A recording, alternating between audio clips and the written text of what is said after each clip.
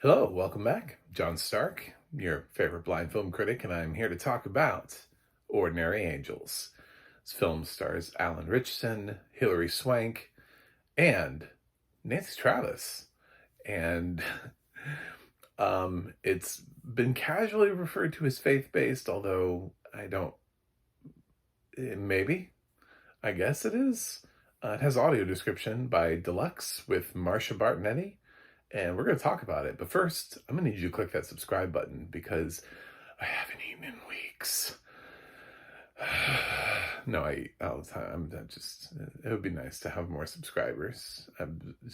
Just do it. Nike that shit. Anyway, uh, so Ordinary Angels is a film. It's just a normal film that resonates and is likely to resonate with its audience. It's done fairly well on word of mouth alone, which is surprising because Alan Ritchson is now Reacher and his career is sort of popping off. I mean, he was in Fast X and he's currently in the new Guy Ritchie film, that Ungentlemanly Warfare movie with Henry Cavill. So he's getting more and more traction. It's really nice to see the guy from American Idol, whose career is still going strong. He's easily one of the biggest success stories from American Idol. Most people don't even know he's from American Idol. That's how big of a success story he was, because he didn't make it very far. But yes, Alan Ritchson got his start on American Idol, quite famously for fans of the show. They should remember his audition. It was definitely featured. So, but he's now starring in this, and he plays a dad who is a widower, and he's got two little girls, and his daughter is one of his daughters is sick, and she needs a transplant. She needs like a liver transplant, and or she's gonna die, and that's sitting incredibly heavily on him. He's poor. He doesn't have health insurance, and he racked up a ton of medical bills because his wife was sick and they didn't have health insurance, and now he's racking up medical bills just out the ass. If anything, this is like secretly an ad for why we need affordable health care in America. This film, I don't think anybody can walk out of this film and be like, wow, the healthcare system in this country is great. Like it does not paint that in a good light.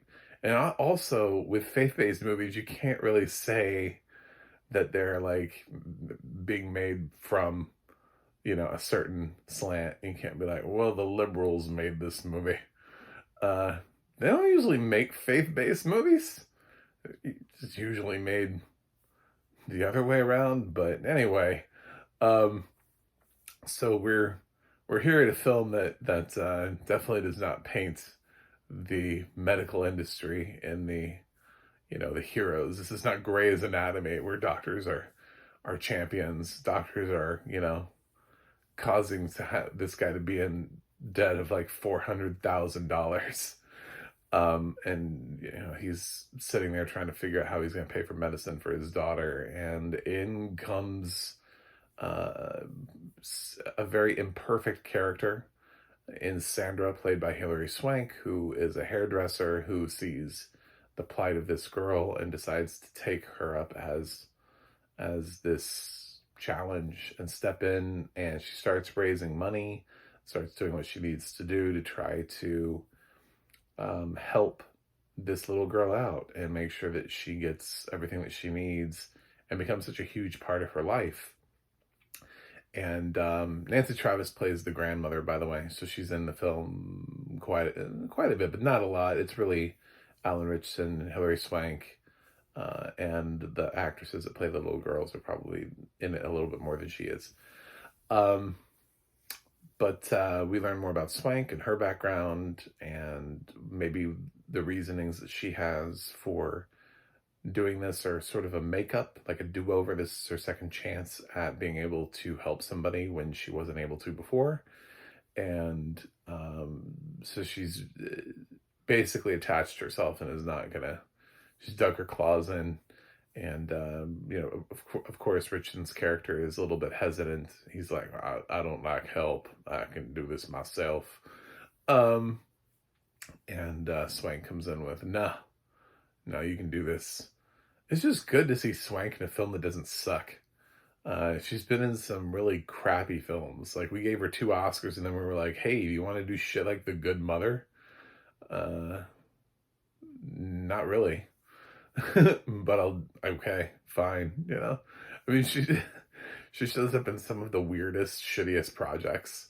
And then we give her something cool like that Alaska Daily Show, which she was good in. And then we're like, yeah, we're going to cancel it. Yeah, sorry. We're going to take the good thing away from you. You need to go back to doing awful movies again. So it's nice that she's actually in something that actually requires her skill. Like, where she actually feels like, oh yeah, there's a little glimmer of that actress that won 2 Oscars. And we're going to utilize that here. I'm not going to say this is like this is not the best film of the year. And I figured out one of the reasons why when we were going through the credits, because this film is deluxe, described by Marsha Bartinetti.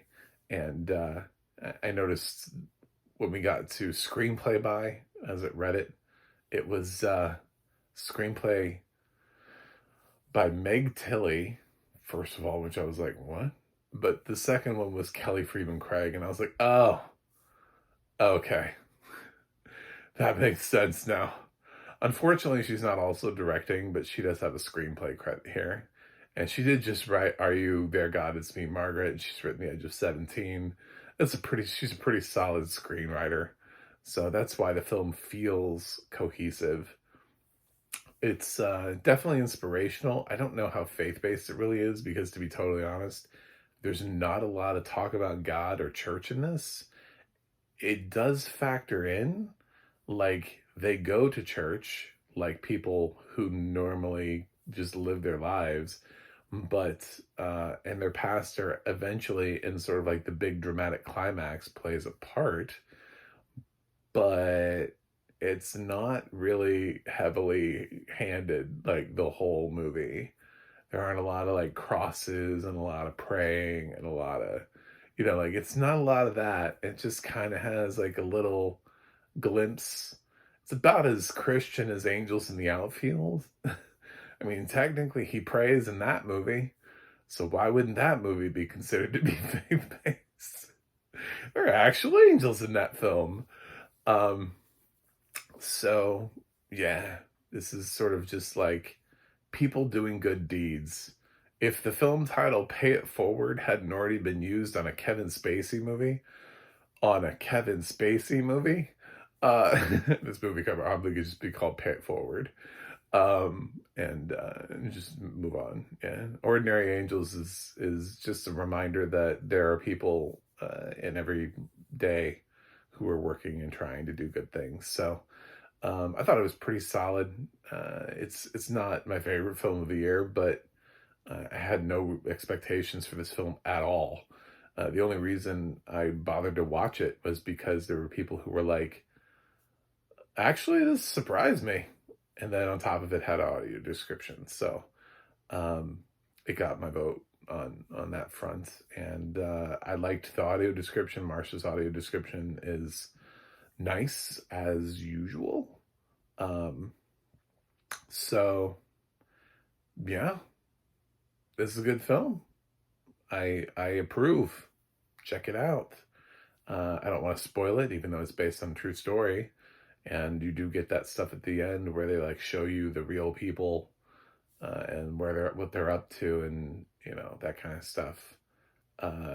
And at the very end, it reminds you that while it's based on a true story, some things may have changed and blah blah blah blah. And then it kind of makes me wonder. I really want to go down that route. And there were some people last year that were really holding that based on a true story thing, You know, we got into that conversation heavy last year with Sound of Freedom, and while I didn't really love that film, I think the conversation about based on a true story is you need to know that all films that are based on a true story are making wild changes for cinematic purposes. I love bringing up Fly Away Home. That's always my favorite thing for anybody who just is like, well, they changed it. It's not, the true story is not, they took liberties. Anna Paquin didn't even exist in the original story. He has no daughter. Father Goose has no daughter. It was just a guy. They decided to add a child to make it more family friendly. They added an entire person who didn't exist and gave him an entire plot of being a father to Anna Paquin. It doesn't even happen. That's not what that was. So yeah, based on a true story, maybe not so much. Anyway, who knows what they changed here? I don't really care. The movie's fine. It didn't need to be a true story or not. It's just a fine film. I don't think it rewrote the rules or anything like that, but it was much better than I expected. Um, I I I think Alan Ritchson might have a little bit more gas in the tank than they give him here. Most of the time, he's just expected to be like stoic. Uh, I kind of wanted to see a little bit more dynamic acting from him and have maybe some scenes where he gets to show more range. But he's so just feels like he's auditioning to be like a man, like that, like one of those guys. I don't cry. I just stare meaningfully off into space. It just he's just so stoic all the damn time in this movie. Anyway, this is solid. Check it out. Ordinary Angels. I'm gonna give it a B. Um, yeah, so I don't regret having seen this, and you might like it. So thanks for watching. Thanks for subscribing, and I will see you guys on the other side.